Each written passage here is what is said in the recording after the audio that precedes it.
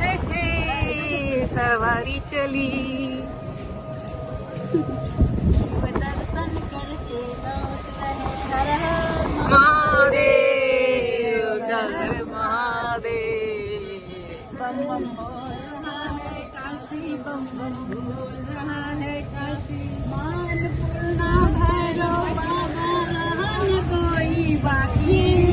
बम बम बोल रहा है काशी, बम बम बोल रहा है काशी। हर हर महादेव।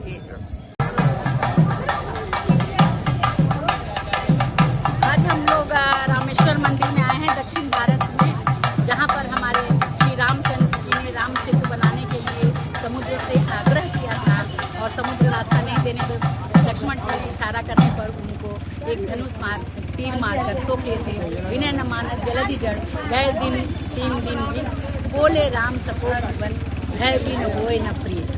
तो इस जिंदगी का सिद्धांत भी यही है। यहीं पर माता सीता को लाने के लिए श्रीलंका से यहीं पर रामेश्वरम में शिवलिंग की स्थापना हुई, शंकर भगवान की आराधना हुई और उसके बाद पुल बना। इस पुल पर चल करके राम और रावण का युद्ध हुआ। तो आज हम आप दक्षिण भारत के मंदिरों की श्रृंखला में आपको रामेश्वरम की ये तीर्थ दिखलाते हैं। हम लोगों ने सभी भगवान का दर्शन किया है, मनन किया है, कीर्तन किया है और करने के बाद आप सभी को ये संदेश दे रहे हैं और आप लोगों को दर्शन करा रहे हैं। आप लोग भी काशी में या जहाँ कहीं भी हो बैठे से भगवान रामेश्वरम का भगवान दर्शन करें। हर हर महादेव।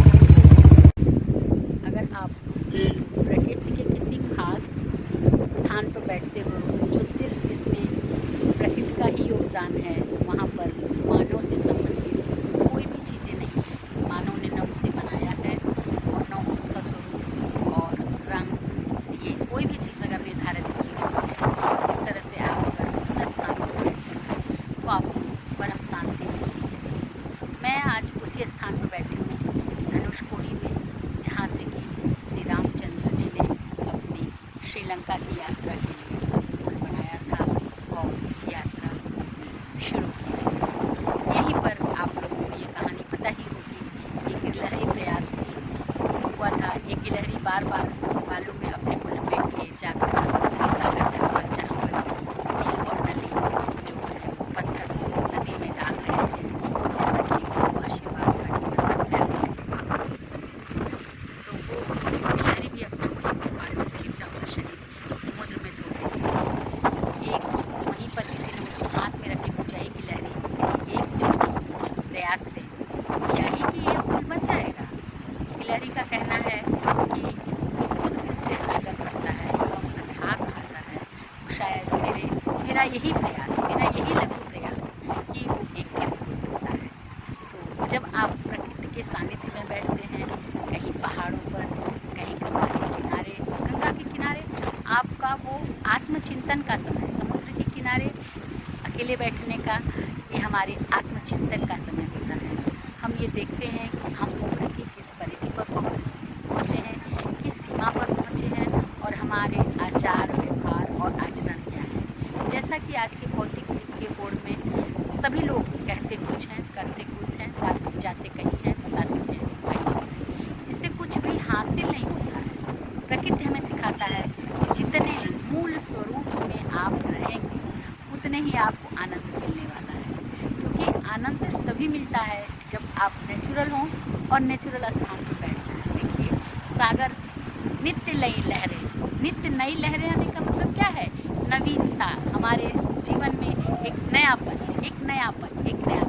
लेकिन जब आप इसी तरह के गलत बातों में, गलत रिश्तों की खिंचाई में लगे रहते हैं तो वो आपकी नवीनता नहीं है। अगर आपके दिमाग में कुछ चल रहा है तो आप प्रकृति के सानिध्य में जाइए, कहीं सागर के तट पर, गंगा जी के मनोरम किनारों पर या पर्वत के किसी एकांत में, और आत्मचिंतन करिए।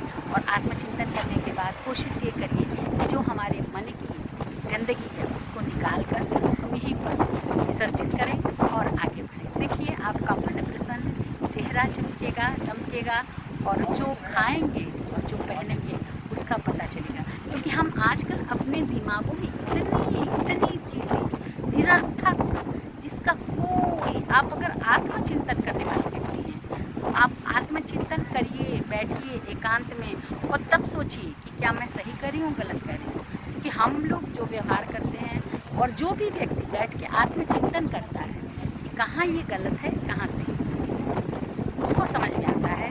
जब हम आत्मचिंतन करने बैठते हैं तो मुझे अपनी कमियां अपने आप मेरे सामने दिखने लगती हैं।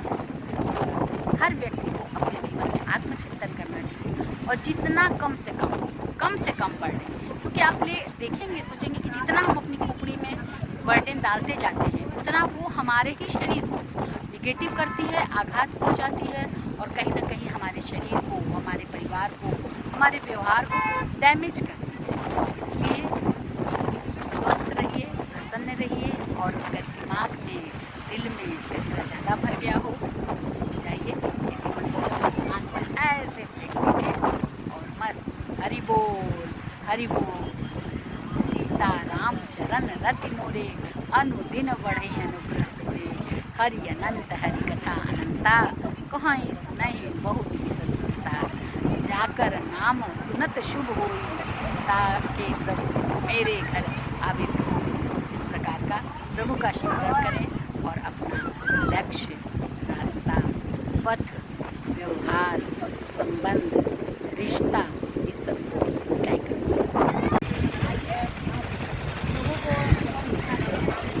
जैसा कि हम लोगों को पता ही है, से जब भी मिशन कहते हैं कि आप सीता माता को वापस कर दीजिए, तो सीता माता को वापस करने के लिए राम को जानने मिशन के बहुत समझाने पर रावण नाराज था और रावण बोलता है कि पैर से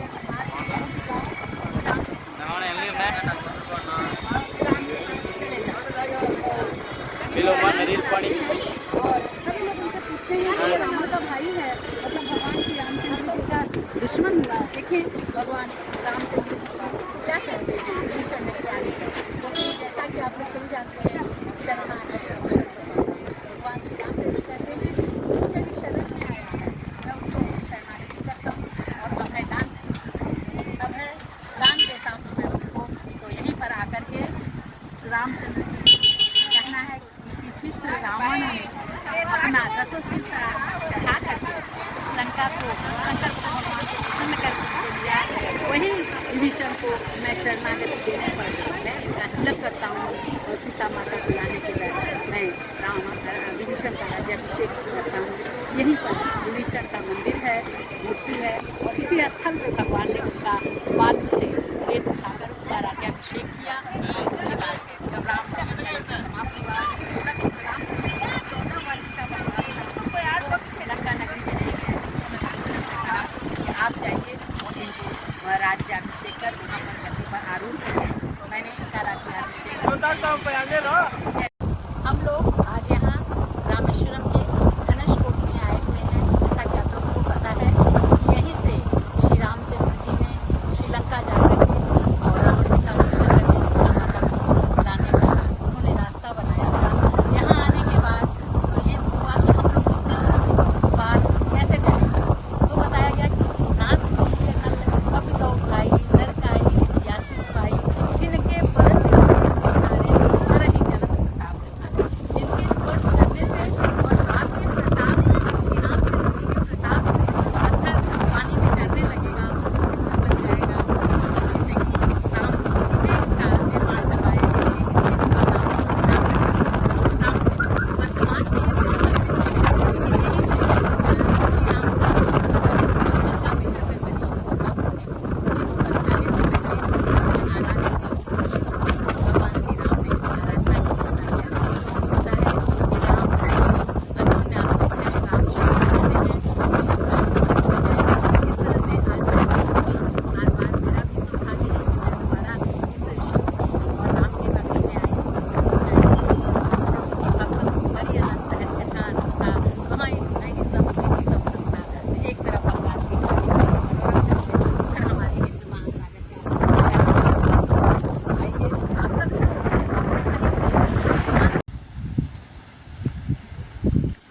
है। उदती गरजता बार बार मिलता है जिसमें जल अपार, कहते हैं ये दिग दिगंत, कहते हैं ये दिग दिगंत।